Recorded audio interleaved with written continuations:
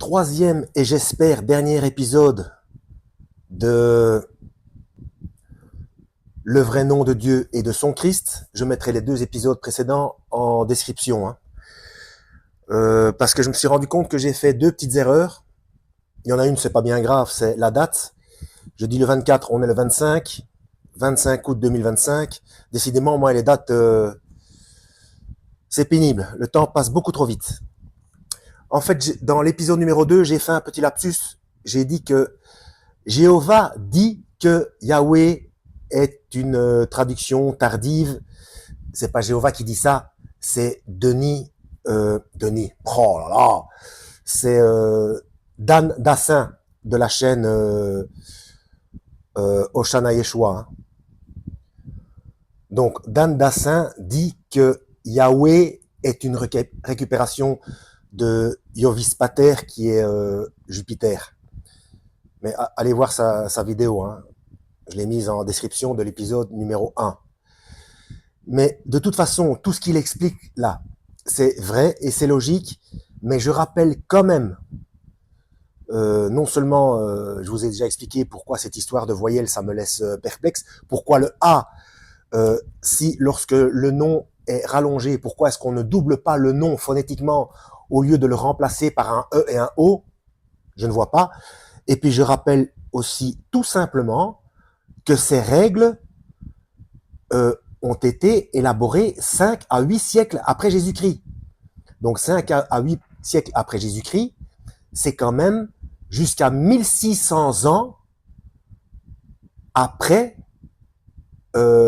les manuscrits de Qumran, les manuscrits de la mer morte, pardon, où Yahweh, le tétragramme, Yod He Vav E, était déjà écrit, hein, et il n'y avait que des consonnes. Donc déjà, rajouter des voyelles entre 500 et 800 ans après, déjà bon pour la lisibilité, oui, d'accord, mais les règles que quand c'est devant, c'est un A, sauf si on rajoute un suffixe, ça devient EO, et que à la fin, c'est obligatoirement A, sauf si c'est long, c'est UA. Enfin, allez voir sa vidéo. Hein. Enfin, bref, pourquoi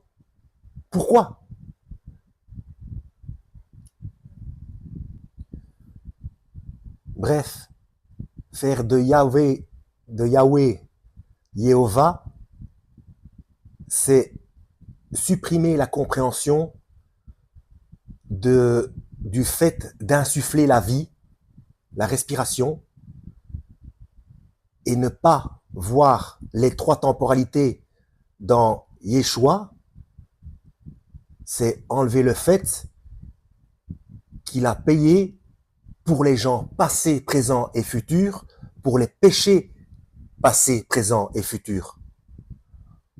Donc pour moi, ça peut être aussi logique que ça veut, ça reste louche, d'autant plus que ce sont des règles qui ont été élaborées, je le dis encore une fois, entre 5 à 8 siècles après la naissance du Christ. Là où le catholicisme était déjà bien ancré, qui s'est accaparé la suprématie, et où